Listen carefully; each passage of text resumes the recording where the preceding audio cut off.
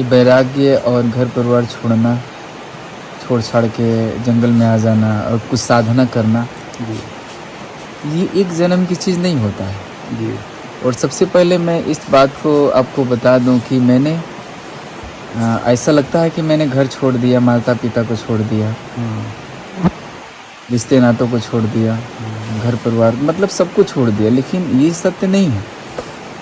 सत्य तो ये है कि मैंने एक छोटा सा घर को छोड़ के बहुत बड़ा घर को पकड़ा, बहुत बड़े घर को धारण कर लिए। बहुत बड़े घर को धारण कर लिए। और मैं कब कहाँ था, कैसे था, क्या कर रहा था, मेरे पिछला जीवन क्या था, उसके बाद ये तो लंबी घटना, इसके बारे में कहूँ तो थोड़ा समय अधिक लग सकता है। जी महाराज जी, एक चीज़ के लिए क्षमा चाहता हूँ। मैं जो भी पूछ रहा हूँ इसलिए नहीं पूछ रहा हूँ कि आपको पिछली यादें आकर के आपको परेशान करें, आपको कष्ट हो। जैसा कि मैं देख रहा हूँ कि आप भावुक हो रहे हैं, आपके आंखों में हमको जल दिखाई दे रहा है। नहीं, तो जल जो है महाराज जी, ऐसा नहीं है कि मैं आपको कष्ट देना चाहता हूँ, ऐसा जो है कि लेकिन आपके द्वारा एक संदेश अपने दर्शकों को देना चाहता हूँ। बहुत से ऐसे लोग हैं इस समाज में कि जो लोग चाहते हैं कि मैं घर छोड़ दूँ, मैं भी तपस्वी बन जाऊँ। तो आपके माध्यम से उन लोगों को भी एक सीख मिलेगी, एक ज्ञान मिलेगा कि क्या अगर मैं अपना घर छोड़ दूँगा, तपस्वी बन जाऊँगा, जंगल में चला जाऊँगा, तो मैं किस तरह से रहूँगा। एक आपका जो है प्रैक्टिकली अनुभव मैं उन लोगों को पहुंचाना चाहता हूँ। देखिए, गुरु किसी के कहने से गुरु नहीं बनाना चाहिए। उस गुरु के पास चले जाइए, वो गुरु अच्छा नहीं, है। दूसरे कहने से नहीं, दूसरे कहने से गुरु नहीं बनाना चाहिए। नहीं। किसी भी संत महात्मा के पास आप जाइए, जाने के बाद वहाँ बैठने के बाद आपके अंदर से स्वतः विचार खत्म होने लगे, मन शांत होने लगे, स्थिर होने लगे।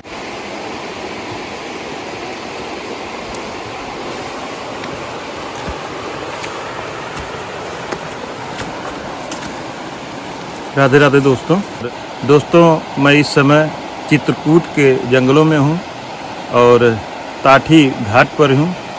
और दोस्तों, आप इधर आवाज़ सुन सकते हैं और देख भी सकते हैं, झाड़ियों के पीछे माँ मंदाकिनी गंगा अपना कलकल छलछल करते हुए निकल रही हैं। और दोस्तों, मैं यहाँ संत महात्मा लोगों के दर्शन कर रहा हूँ। और दोस्तों, आगे एक कुटिया है महाराज जी की, आप इधर से दिखा सकते हैं। और वहाँ पे चलता हूँ, उनका दर्शन करेंगे, सत्संग करेंगे। और दोस्तों, एक रिक्वेस्ट है आपसे, एक अपील है कि आपने अगर अभी तक हमारा YouTube चैनल सब्सक्राइब नहीं किया है तो सब्सक्राइब करें। वीडियो अच्छी लगे तो लाइक करें, बच के चलिएगा। और अपने दोस्तों के साथ शेयर करें। और दोस्तों, कमेंट करना न भूलें। दोस्तों, अब हम चलते हैं महाराज जी के पास और उनका दर्शन करेंगे। तो अब हम आ गए हैं महाराज जी की कुटिया पर। और आप देख सकते हैं, ये महाराज जी की कुटिया है, यहीं पे रहते हैं महाराज जी। और यहाँ तो अक्सर कुटिया जो है छप्पर की ही मिलती है, कच्ची कुटिया ही मिलती है। लेकिन महाराज जी की वो भी बहुत जीर्ण शीर्ण पुरानी कुटिया है। और ये जो लगाए गए हैं सब बंदरों के डर के नाते, यहाँ बंदर बहुत ज़्यादा रहते हैं। तो महाराज जी बैठे हैं, अब चलते हैं महाराज जी के पास।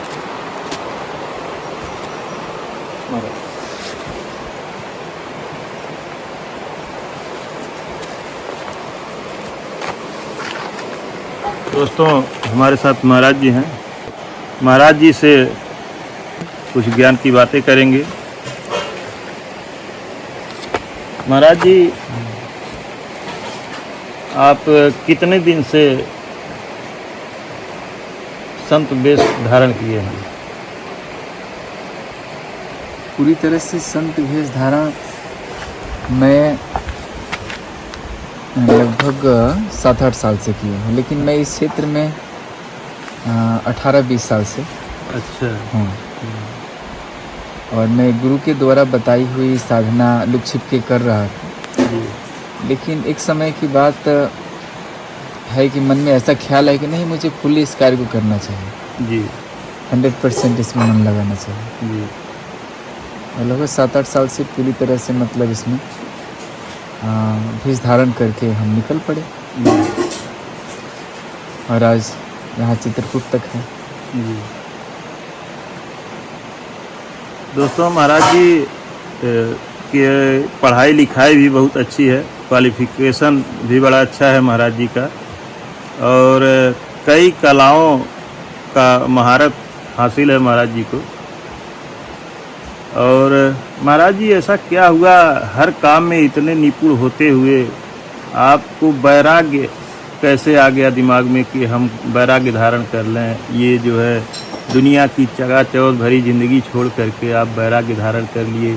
चित्रकूट के जंगल में ताठी घाट पर आप हैं, जहाँ पर न किसी का आना है न जाना है, बहुत कम लोग आते हैं जो मन में श्रद्धा लेकर के आते हैं कि चलते हैं संत महाराज जी लोगों का, प्रभु लोगों का दर्शन करेंगे, वही लोग यहाँ आ पाते हैं, बाकी तो यहाँ कोई आता ही नहीं है। जी जी, जो आपने कहा कि वैराग्य और घर परिवार छोड़ना, छोड़ छाड़ के जंगल में आ जाना और कुछ साधना करना, जी ये एक जन्म की चीज़ नहीं होता है। जी और सबसे पहले मैं इस बात को आपको बता दूं कि मैंने ऐसा लगता है कि मैंने घर छोड़ दिया, माता पिता को छोड़ दिया, रिश्ते नातों को छोड़ दिया, घर परिवार मतलब सब कुछ छोड़ दिया, लेकिन ये सत्य नहीं है।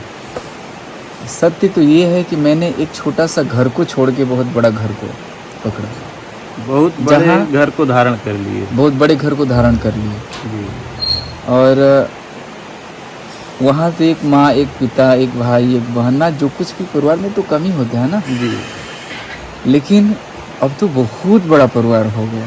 जी माँ की उम्र के जितने भी हैं सब माताएं, पिता की उम्र के सब पिताएं, बहनें, भाई, और मन में यही श्रद्धा है कि उन लोगों के लिए कुछ किया जाए।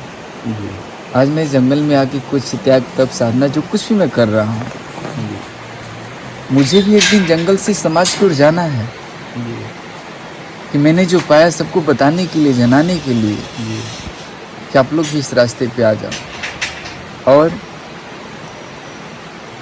ये एक जन्म की चीज़ नहीं होता है, ये जन्मों जन्मों की चीज़ है। मैं जब घर परिवार छोड़ा तो सब कुछ से मोह टूट ही गया था, लेकिन माता पिता से मोह था।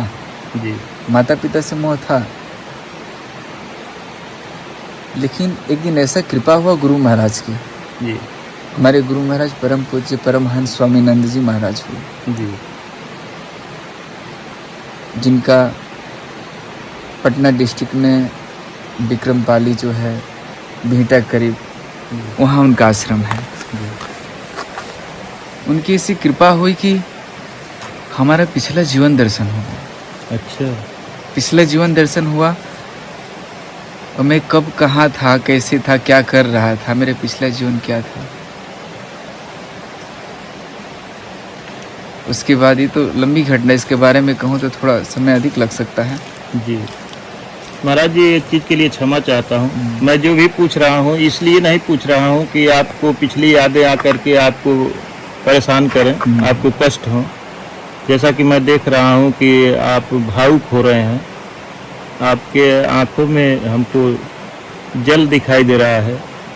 नहीं, तो जल जो है महाराज जी, ऐसा नहीं है कि मैं आपको कष्ट देना चाहता हूँ, ऐसा जो है कि लेकिन आपके द्वारा एक संदेश अपने दर्शकों को देना चाहता हूँ। बहुत से ऐसे लोग हैं इस समाज में कि जो लोग चाहते हैं कि मैं घर छोड़ दूँ, मैं भी तपस्वी बन जाऊँ। तो आपके माध्यम से उन लोगों को भी एक सीख मिलेगी, एक ज्ञान मिलेगा कि क्या अगर मैं अपना घर छोड़ दूँगा, तपस्वी बन जाऊँगा, जंगल में चला जाऊँगा, तो मैं किस तरह से रहूँगा। एक आपका जो है प्रैक्टिकली अनुभव मैं उन लोगों को पहुंचाना चाहता हूं। देखिए, अक्सर लोग तो घर परिवार छोड़ते हैं अपने एक जिम्मेवारी से भागने के लिए छोड़ते हैं कि मतलब कि कोई बहुत ज़्यादा जिम्मेवारी नहीं लेना पड़ेगा घर परिवार में और कोई काम नहीं रहेगा, इस तरह से मतलब वो जिम्मेवारी से भागना चाहते हैं। लेकिन जो इस तरह से करना चाहते हैं, मैं उनको कह दूं कि वो यदि चाहेंगे कि मुझे जिम्मेवारी से भागना पड़ेगा, छोटा जिम्मा मतलब कि छोड़ दूं इस जिम्मेवारी को, बहुत बड़ा जिम्मेवारी को धारण करना पड़ेगा। जी, बहुत ये लोगों का जिम्मेदारी तो महाराज जी घर परिवार से भी बड़ी जिम्मेदारी है। घर परिवार में क्या जिम्मेदारी है? घर परिवार में तो कोई जिम्मेदारी है ही नहीं। जी घर परिवार में कोई जिम्मेदारी नहीं है। जी जिम्मेदारी जो संत है, महात्मा है, जो त्यागी तपस्वी, पूछिए कि जिम्मेदारी क्या होती है। उनको तो पूरे संसार की जिम्मेदारी है। हाँ हाँ, वो हर कार्य करता है, सोच समझ के करता है, यहाँ तक फूक फूक के अपना कदम भी डालता है। जी ऐसे वो करने से, घर परिवार छोड़ देने से लगे कि नहीं जिम्मेवारी हट जाएगी, नहीं हटेगी, बहुत बड़ी जिम्मेवारी को लेना पड़ेगा। जी और मैं लिया हूँ बड़ी जिम्मेदारी। मेरे पास जिम्मेदारी भी बहुत बड़ी है, लेकिन कुछ भी नहीं है मानो तो। हाँ महाराज। किसी चीज़ से आसक्ति नहीं है, सबसे बड़ी चीज़ है। महाराज जी आप पिछले जन्म की कुछ यादों की बात कर रहे थे, जी, तो थोड़ा वो अनुभव हमको बताएं। ये तो अनुभव तो हर लोगों से तो नहीं कहना चाहिए, लेकिन आपके अंदर श्रद्धा भाव है, जी इसको मैं कह सकता हूँ।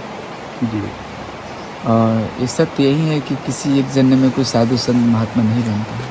नहीं बनता महाराज। उसको सत्य। उसकी जन्मों जन्मों की वो चीज़ होती है, तब वो बनता है। जन्मों जन्मों का पुण्य जब उदय होता है, हाँ, हाँ, तब हाँ। कोई एक पक्का संत बनता है। पक्का संत बनता है। पक्का संत का मतलब हाँ, कि लोग समझते हैं सही सही किसको सही, पक्का बिल्कुल संत बिल्कुल कहते सही हैं। बोले। अरे संतों को कहा गया है कि जब एक घर किसी घर परिवार में जी। कोई अच्छा संत हो, जब उसकी 7 पीढ़ी आगे हाँ तर जाती है, तर और 7 जाती। पीढ़ी पीछे का भी जो होता है वो भी तर डर जाता जाता है, है। जी जो संत मध्य में होता है। और नहीं तो जो पक्का संत न बना तो 7 पीढ़ी आगे और 7 पीढ़ी पीछे उसी खाई में लेके और चला जाता है, नरक में चली जाती है। नरक में चला जाता हाँ है। महाराज जी, संत का चोला इसीलिए- पहन के हाँ हाँ, और अगर अपना कर्म बिगाड़ दिया हम्म। तो कई पीढ़ी का नुकसान होता है। एकदम कई पीढ़ी का नुकसान होता है, जी यही सत्य है। और देखिए, मैं वो घटना को बताना चाहता हूँ। जी पहले मैं परमहंस स्वामी नंद जी महाराज, जो मेरे गुरुजी हुए, जी अभी वो शरीर में नहीं है, जी तो मुझे वो बहुत मानते थे, जी बहुत मानते थे। और हमेशा मेरे तरफ वो नज़र रखते थे कि तुम क्या करोगे, जी सिर्फ क्या करोगे, सिर्फ कमा धमा के ये सब दुनिया भर का ईंटा पत्थर खर के क्या करोगे, जी कुछ कर लो।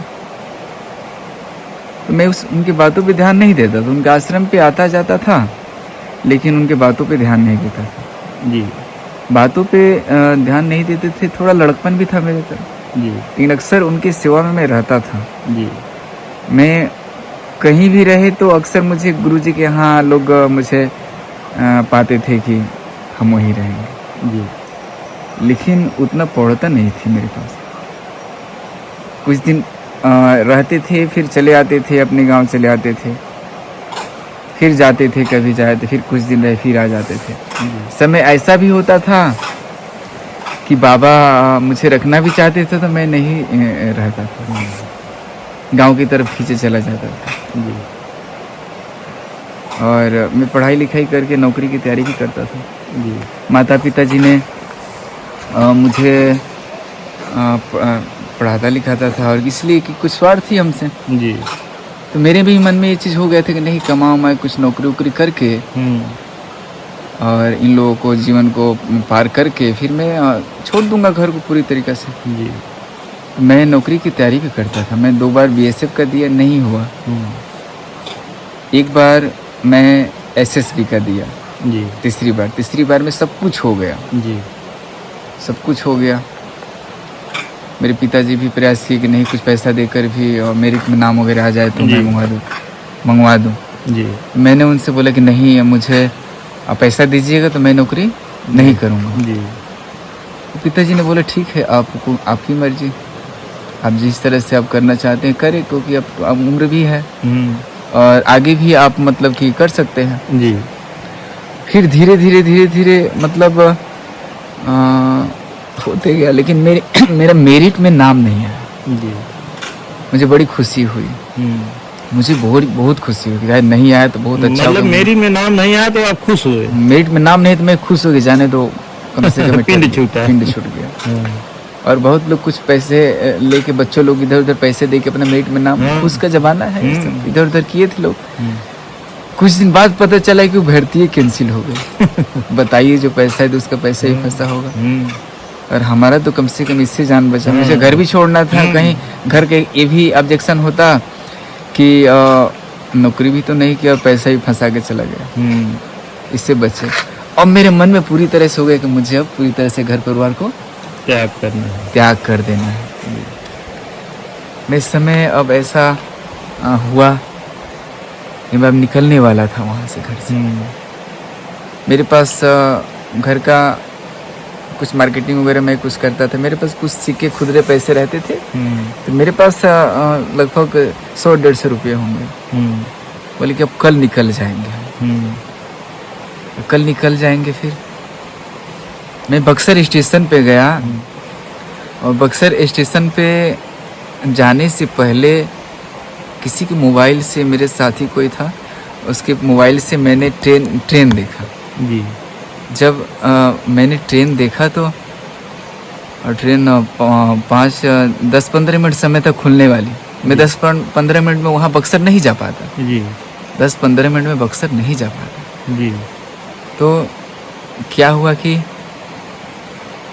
मेरे मन में एक बात आ गई, सही में आज सही दिन होगा, सही में यदि मुझे आज घर से निकलना होगा, मुझे आज संन्यास तो बढ़ना होगा जी। कुछ जीवन में कुछ अपने आत्मिक उत्थान के लिए करना होगा, तो ट्रेन आज जाएगी नहीं। अच्छा। ट्रेन जब तक मुझे नहीं जाएगी जब तक मैं पहुंच न जाऊं तब तक ट्रेन नहीं खुलेगी। ऐसा मेरे मन में ख्याल आया जी। ऐसे ख्याल आया, बचपना था लेकिन आया था, ख्याल जरूर आया था। और कितना किलोमीटर जाना था महाराज जी? जाना था 17-18 किलोमीटर। 15 मिनट का टाइम, 18 किलोमीटर की दूरी जी। हाँ, तो ऐसा हुआ कि किसी ने मुझे बाइक पे बैठाया, वो भी रास्ते में एक जगह रुका, भी बोले कि भाई ट्रेन छूट जाएगी, मुझे जाना है। वैसे बोला कि इसे बताना भी नहीं मैं कहाँ जा रहा हूँ। तो वहाँ तक लेके गए, फिर रास्ते में भी उनके फोन में मैं देख रहा था, लगता अब खुलेगी तब खुल, मतलब एकदम वो इस तरह से था। हमारे अंदर भी था कि अब छूट जाएगी तो फिर क्या करेंगे। मैं गया जल्दी में, सोचा कि टिकट कटाएंगे तो लेट हो जाएगा, इसी तरह से मैं ट्रेन में चढ़ा गया। जाने के बाद मैं कुछ यात्रियों से पूछा कि ये जो है ट्रेन कब से खड़ी है लेकिन काहे नहीं खोल रही है। कुछ लोगों ने बोला कि पता नहीं, मेन रोड पे भी खड़ी है, ऐसा भी नहीं कि सिंगल भी नहीं है, कोई गाड़ी भी पास नहीं करा रही है। आउटर में खड़ी होती, वो पैसेंजर गाड़ी थी, आउटर में भी खड़ी नहीं है। तब तक मतलब चलेंगे रेडी थी। तब तक थोड़ी देर में वो ट्रेन चल दी। तब मेरे मन में हो गया कि नहीं, सच में आज वो दिन आ गया है। अब रही बात पिछले जीवन काल की, तो मैं गुरुजी के यहाँ रहने लगा। तो गुरुजी कहे कि हाँ, इसके पहले जाने से पहले एक बार मैं पहले गुरुजी के यहाँ से घूम आया था। अच्छा। तो गुरुजी ने कहे कि बेटा अब कब करोगे, मैं चला जाऊंगा, इस दुनिया से चले जाऊंगा, तब आगे क्या करोगे, मेरे जीते जी तुम आ जाओ, यदि आ जाओगे तभी तो कुछ करोगे तुम। तो मैंने क्या किया कि बाबा की बात तो लग गई मुझे। और एक बात बाबा और बोले कि हाथ कटोरा खोआ भरा मग जो हत दिन जाए, एक दिन ऐसा आएगा छाछ दियो नहीं जाए। मुझे इसका मतलब पता नहीं था। तो बाबा ने बोला कि समझ में आया इसका मतलब? बोले कि नहीं बाबा, ये तो समझ में नहीं आ रहा है कि इसका मतलब क्या है। तो बाबा बोले कि आज मेरे हाथ के कटोरा में खोआ भरा हुआ है, रास्ता देख रहे हैं, मार्ग देख रहे हैं, कोई आ जाता उसे मैं दे देता, खिला देता, उसको भर देता, लेकिन कोई आ नहीं रहा है। लेकिन एक दिन ऐसा आएगा, एक दिन ऐसा आएगा छाछ दियो नहीं जाए, लेकिन ऐसा जाएगा मैं माठा के लिए, छाछ जिसको कहते हैं, उसके लिए भी नहीं मैं तैयार रहूंगा देने के लिए। खोआ की तो बात अलग है, ये बात धड़ से लगी। तब मैं बोला कि नहीं बाबा, मैं जा रहा हूँ, बहुत जल्द मैं आऊँगा। तो मुझे इस दुनिया में नहीं रहना है, मुझे वो करना है जिसके लिए मेरा जीवन मिला है, परमात्मा ने मुझे जीवन दिया है। तो इस तरह से हुआ और मैं गुरुजी के पास रहने लगा, सेवा करने लगा। मैं कभी कभी 12-1 बजे से गुरुजी के चरणों की सेवा करता था। दबाते दबाते कभी सो भी जाते थे। तो बाबा बोलते थे क्या हो अभी गया नहीं, देखो कहीं मैं सो जाता हूँ तुम छोड़ के चला जाया करो। ये बाबा कहते तो थे लेकिन मेरा मन नहीं लगता, जब तक वो कहे नहीं तो न जाऊँ। चरणों की सेवा करते रहते थे। लेकिन अब करने के बाद मेरे नीचे में बाबा हमको एक स्थान दिए थे रहने के लिए। रोज करता था, जाता था। तो मुझे जाने के बाद 2-3 दिन बाद मुझे जैसे मैं जाता था, जैसे मैं लेटता था, उतना जल्दी कोई सोता है लगता कि मैं बेहोशी की अवस्था में मैं चला जाता हूँ।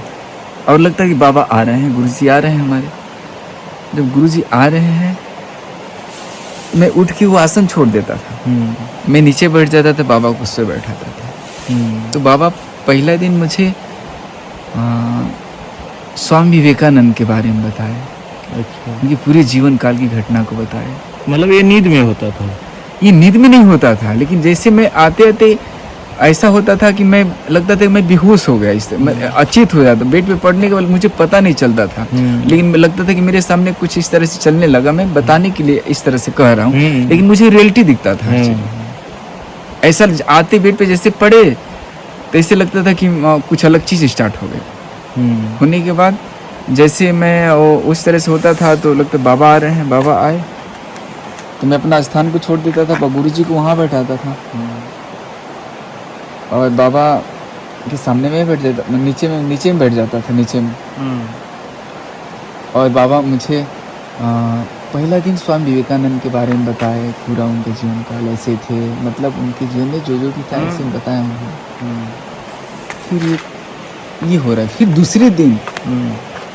दूसरे दिन बाबा ने हमें महात्मा बुद्ध के बारे में बताए। फिर सेम स्थिति ऐसे जैसे आए, फिर ऐसी स्थिति हो जाती थी मेरी। महात्मा बुद्ध के बारे में बताए, सुना मैंने पूरा। उनसे दिन में भी नहीं कहता था ऐसा हो रहा है मुझे। फिर तीसरे दिन बाबा मुझे योगानंद जी के बारे में, परमहंस योगानंद जी के बारे में बताया। और बताने के बाद बाबा ने बोले क्या हो सूर्यानंद तुमसे कोई मिलना चाहता है जी। हम बोले कि हाँ ठीक है चलिए बाबा मिलते हैं। एक नहीं ऐसे थोड़ी नहीं जाता है वहाँ पे कोई, आंखें बंद करो। वैसी स्थिति में भी मुझे ध्यान की अवस्था में बैठा के बाबा ने अपने मेरे सर पे हाथ रख के कुछ इस तरह से किया कि या आगे बढ़ो या पीछे, इस तरह से कुछ शायद उनकी कुछ कृपा हुई होगी। तो अचानक मैं किसी जंगल की एक पगडंडी पे खड़ा होते हुए देखा। जंगल के पगडंडी पर खड़ा होते देखो। बाबा बोले कि हाँ चलो। और वहाँ मैंने देखा कि इतना घना घोर जंगल है, कहीं सिर दूर दिखाई दे रहा, नज़र से दूर है दिखाई दे रहा है, कहीं पेड़ पे चीता दिखाई दे रहा है जो लंबे लंबे गर्दन वाला जिराफ कहीं, और कहीं दूर ऊंचाई से कहीं झरना गिरते हुए दिखाई दे रहा है। मेरे मन में ऐसा दृश्य है कि मैं उसके स्केच बना सकता हूँ, ऐसा मेरे मन में बैठा हुआ दृश्य भूल नहीं रहा है। तो अक्सर बाबा उस समय कह रहे हैं कि अक्सर मैं कहता था बाबा से कि बाबा मुझे जंगल पहाड़ बहुत अच्छा लगता है। तो बाबा उस समय बोले कि हो सूर्यानंद, तू बोल रहा था ना कि जंगल पहाड़ तुझे अच्छा लगता है, देखो देखो देखो कितना अच्छा नज़ारा है। लेकिन हाँ बाबा नज़ारा बहुत अच्छा है। तो मैं ठहर जाता हूँ, देखने में थोड़ा मगन हो जाते हैं हम, नज़रें ठहर जाती है उस दृश्य को देख के। तो बाबा को देखिए कुछ दूर आगे बढ़ गए बाबा, वहाँ से बोला रे जल्दी करो समय नहीं है, समय से पहले निकल चलो। हाँ तो बोले हाँ बाबा ठीक है चल रहे हैं बाबा। लेकिन अब जा रहे हैं, लेकिन उधर सब दिखते जा रहे हैं, लेकिन उतना तेजी में मैं नहीं चल रहा हूँ।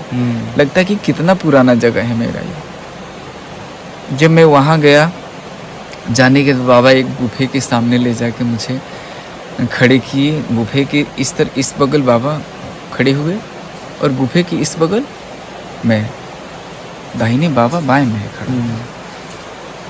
और थोड़ी देर खड़ा बोले, बाबा बोले कि यहीं ठहरो, कोई आ रहा है तुमसे मिलेगा। मैंने थोड़ी देर खड़ा हुआ, 2-3 मिनट के बाद लड़का का बुद्धि बोले कौन आएगा बाबा, किससे मिलना है? बाबा बोले कि रहो ना, ठहरो ना, और जाने से थोड़ी नहीं होगा। तो मैंने चुप हो गया। फिर थोड़ी देर हुआ तो बाबा बोले कि बाबा से फिर बोले कि बाबा कब कोई आगे किससे मिलना है बाबा? तो बाबा हंसने लगे और मैं चुप हो गया।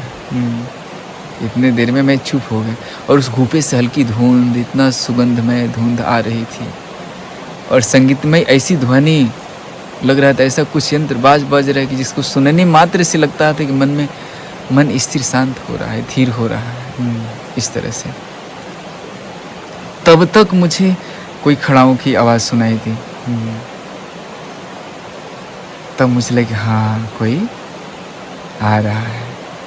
एक आध मिनट नहीं बीता था उस गुफे से कोई ऐसा व्यक्ति आया जिसका लंबा लंबा बाल न पक्का था न कच्चा था।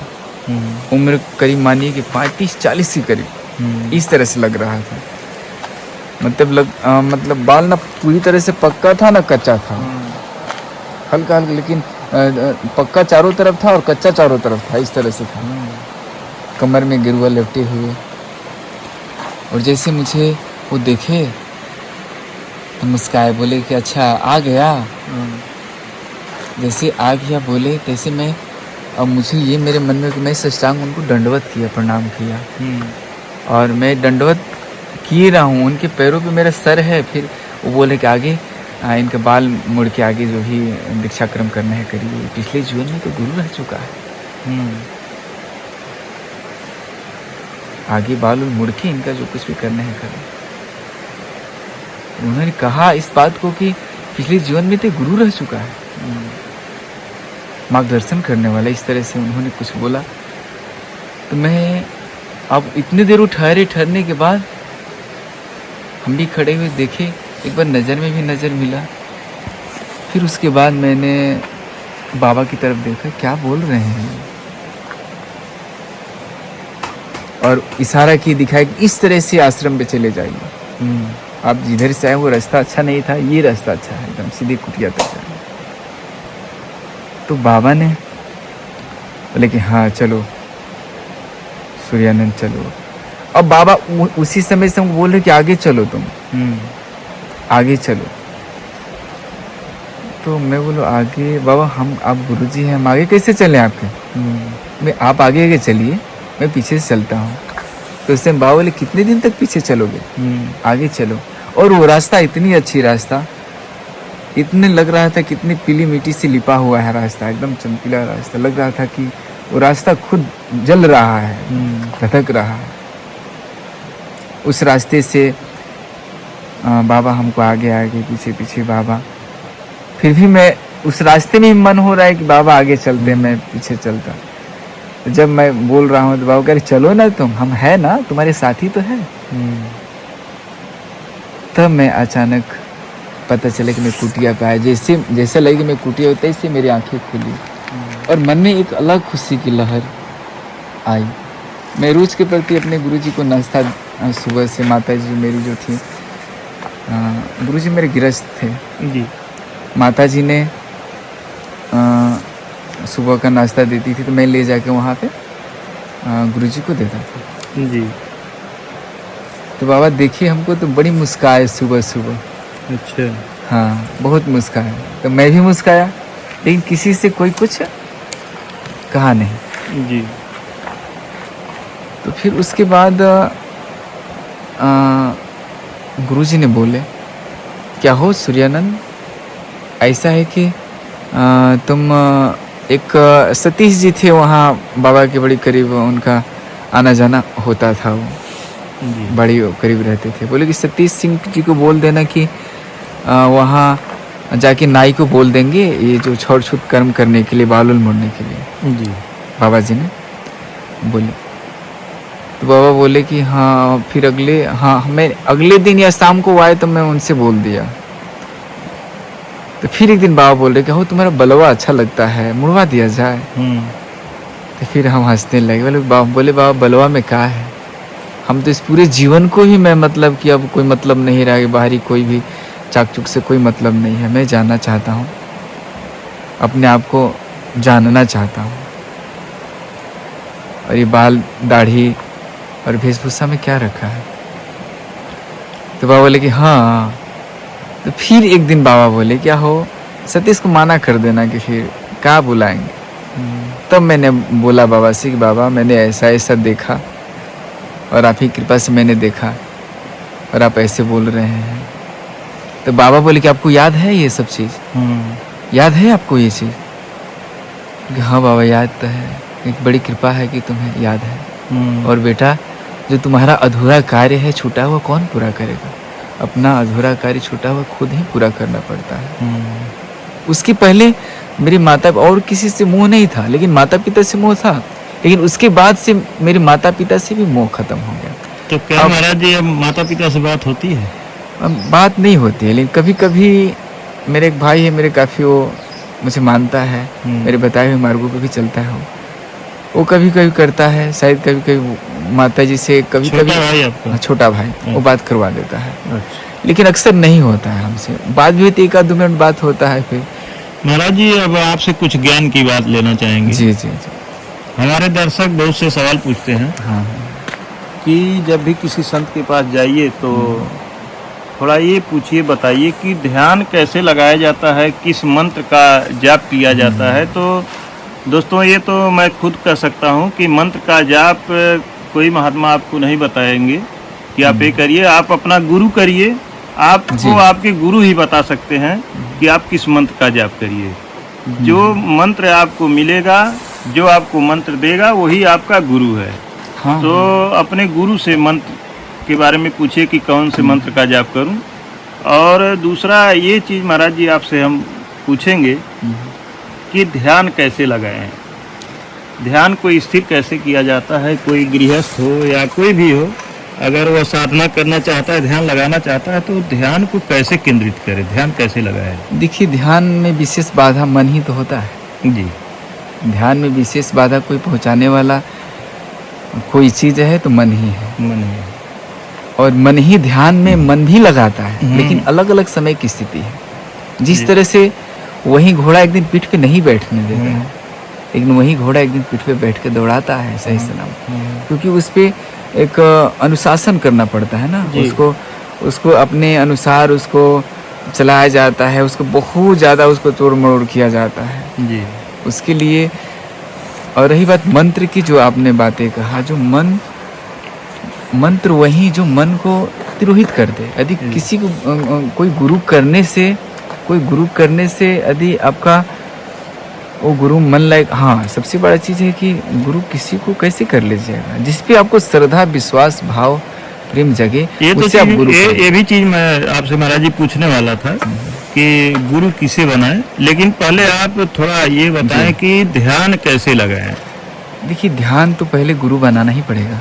जी हाँ, गुरु के ऐसा कुछ मंत्र होता है जो ऐसा आपको बताएंगे, करने की विधि बताएंगे। वो मंत्र जो है कि मन को आपको तिरोहित कर देगा। दोस्तों महाराज जी जो बातें कह रहे हैं कि ध्यान लगाने के लिए, बहुत सही बात महाराज जी कह रहे हैं, और ये बात मैं भी जानता हूँ, मैं भी कह सकता था, लेकिन महाराज जी से ही कहवाना चाहता था। बहुत अच्छी बात महाराज जी कह रहे हैं कि ध्यान लगाने के लिए पहले आपको गुरु करना पड़ेगा, गुरु के शरण में जाना पड़ेगा।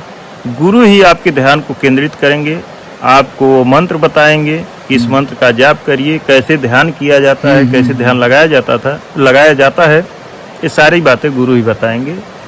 और महाराज जी अब आप ये बताएं कि गुरु किसे बनाया जाए। गुरु हर आदमी बनाना चाहता है और बनाना चाहिए भी। गुरु कैसा होना चाहिए, गुरु किसे बनाया जाना चाहिए, थोड़ा इस विषय पर बताएं। देखिए गुरु किसी के कहने से गुरु नहीं बनाना चाहिए। उस गुरु के पास चले जाइए, वो गुरु अच्छा नहीं, दूसरे कहने से गुरु नहीं बनाना चाहिए। नहीं। किसी भी संत महात्मा के पास आप जाइए, जाने के बाद वहाँ बैठने के बाद आपके अंदर से स्वतः विचार खत्म होने लगे, मन शांत होने लगे, स्थिर होने लगे, मन में किसी प्रकार का कोई क्वेश्चन न रहे जी। उसके पास, उसके सानिध्य, उसके मतलब करीब जाने से जी, उसके सानिध्य में, उसके संसर्ग में रहने से लगे कि मन में कुछ पहले हलचल जितना था, अब पता नहीं इनके साथ आने से, बैठने से मन शांत होने लगता है। मुझे अच्छा महसूस हो रहा है, शांति महसूस हो रही है। वैसे महापुरुष से प्रार्थना करना चाहिए कि आप मुझे अपना शिष्य स्वीकार करें जी। ऐसे ही महापुरुषों से गुरु दीक्षा लेनी चाहिए और गुरु बनाना चाहिए जी। और जब ऐसे बैठने से उठने से मन शांत होने लगता है, मन में नाना प्रकार की अनर्गल चीज़ें खत्म होने लगती है, चेतना अपने अंतःकरण में स्थित, मतलब एक अलग आनंद की अनुभूति होती है उसके संसर्ग में रहने से। और जो मंत्र दीक्षा देगा और कुछ बताएगा, वो कुछ पद्धति बताएगा उस मार्ग पे चलने के लिए, सोचिए जी, आप तो एकदम खो जाइएगा अपने वो जी महाराज, अंतरात्मा खो में, जाइए। वो दुनिया, जीवन धन्य हो जाएगा, जीवन धन्य सफल हो जाएगा। सफल हो जाएगा। जो रास्ते की तलाश मन हाँ, बेचैनी के साथ करता है, ऐसे संत महात्मा वो के पास बेचैनी समाप्त हो जाएगी और रास्ता मिल जाएगा। मिल जाएगा। ऐसे संत महात्मा के पास चले जाइए, साधु भेष में तो है, लेकिन उसके अंदर उस साधुता, वो शांति नहीं है। वहाँ जाने से आप अशांत रहिएगा, बेचैन रहिएगा और लगेगा कि अरे यार हम तो यहाँ शांति के लिए आए, लेकिन यहाँ तो खुद अशांत है। हाँ, यहाँ ऐसे को गुरु नहीं बनाना चाहिए। ठीक है महाराज जी, धन्यवाद। तो दोस्तों, बड़ा अच्छा लगा आज महाराज जी के सानिध्य में सत्संग करके। हम लोग बहुत ही सुंदर जगह पे बैठे हैं, आप देख सकते हैं। हम लोग जिस जगह पे बैठे हैं, नीचे लगभग 100 फीट गहरी खाई है और इधर माँ मंदाकिनी अपने पूरे प्रवाह के साथ निश्चल तरीके से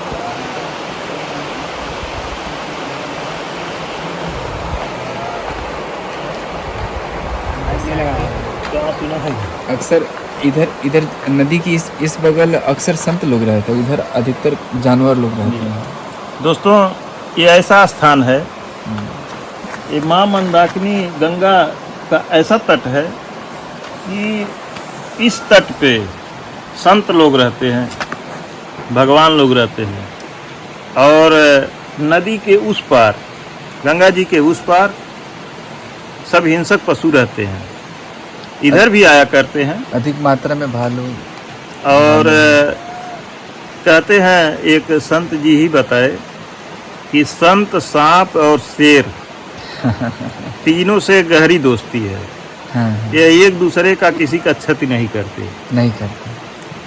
तो यहाँ का माहौल कुछ ऐसा ही है कि सभी लोग एक साथ रहते हैं और बड़ा अच्छा लगा। दोस्तों, आपको यदि हमारी वीडियो अच्छी लगी हो तो कृपया लाइक ज़रूर करें, सब्सक्राइब करें अगर अभी तक आपने नहीं किया है, और अपने दोस्तों के साथ शेयर करें, और दोस्तों कमेंट करना न भूलें। धन्यवाद दोस्तों।